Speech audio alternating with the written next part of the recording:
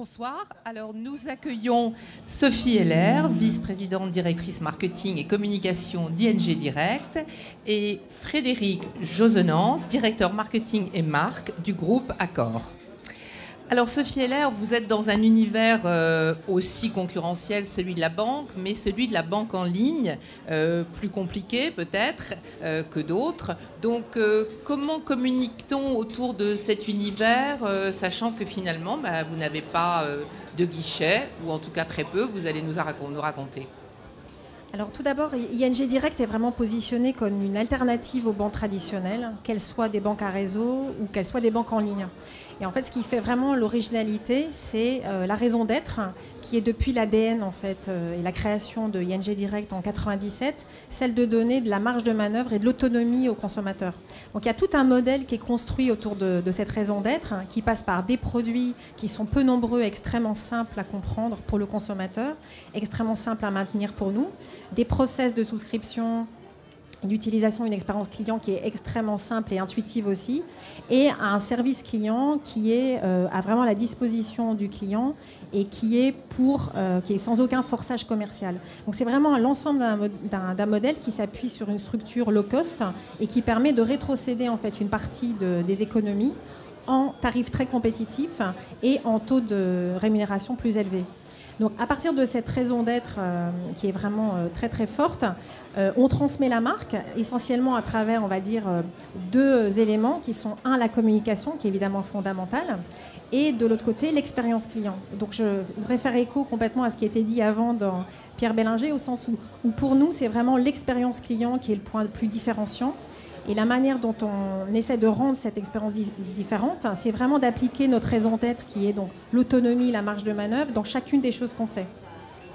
Donc le modèle est accessible pour tout le monde, mais tout le monde n'est pas fait pour ce modèle, puisqu'on a plutôt des clients qui sont plus autonomes, plus audacieux, on va dire, que la moyenne des personnes, d'où aussi une communication qui est toujours décalée et qui est audacieuse et qui ressemble à nos clients, en fait.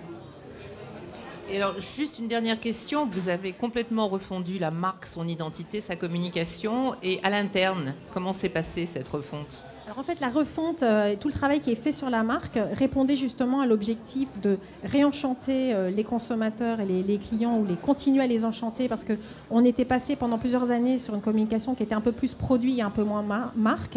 Donc l'idée, c'était vraiment de ramener cette notion de liberté au premier plan. Et on avait aussi besoin de ça pour refédérer l'interne autour d'une vraie spécificité avec, comme vous le disiez, le développement d'autres banques en ligne. Et ça a eu des résultats extrêmement positifs, à la fois auprès de nos clients, de prospects, parce qu'on a fait plus 40% d'acquisition par rapport à l'année dernière, et qu'en interne, les gens se sont vraiment retrouvés en termes d'ADN avec l'ING du début. Donc en fait, nous, vraiment, le secret, ce qu'on sent, c'est que ce qui est très important, c'est d'identifier bien sa raison d'être, de l'exprimer fortement à l'extérieur et en interne, et surtout ensuite de structurer toute l'entreprise dans ses process, dans ses produits, dans l'expérience client, pour être en mesure d'être fidèle dans chaque chose qu'on fait vis-à-vis du consommateur. Et pour nous, la meilleure façon dont on voit que ça fonctionne, c'est qu'on a des groupes de fans spontanés sur Facebook de la marque, qui est assez étonnant pour une banque, parce que c'est pas, quand on pense à la banque, c'est pas forcément une marque, on se dit c'est pas facile d'enchanter les gens avec la banque, et on a vraiment des fans qui nous demandent des goodies, qui font notre publicité sur les réseaux sociaux, et c'est notre meilleure façon d'acquérir en fait de nouveaux clients. Voilà. Frédéric Josenance, on passe à vous. Alors vous êtes, je rappelle, vice-président marketing et marque du groupe Accor. Alors marque, je rajoute un S à marque. Oui, nous avons 11 marques. 11 marques dans votre groupe. Et alors, je crois que vous avez envie de partager avec nous une histoire assez particulière, qui est celle de la marque Novotel. Novotel, marque très ancienne, très innovante en son temps, enfin très ancienne dans l'hôtellerie française, très innovante en son temps. Comment vous l'avez relancée et réenchantée cette marque ? C'est la marque historique du groupe, créée il y a un peu plus de 40 ans. Et c'est une marque qui avait besoin de retrouver un second souffle, en particulier quand le groupe, il y a 3 ans, a décidé de repositionner son portefeuille de marques, ça s'est acté par la création de 3 nouvelles marques.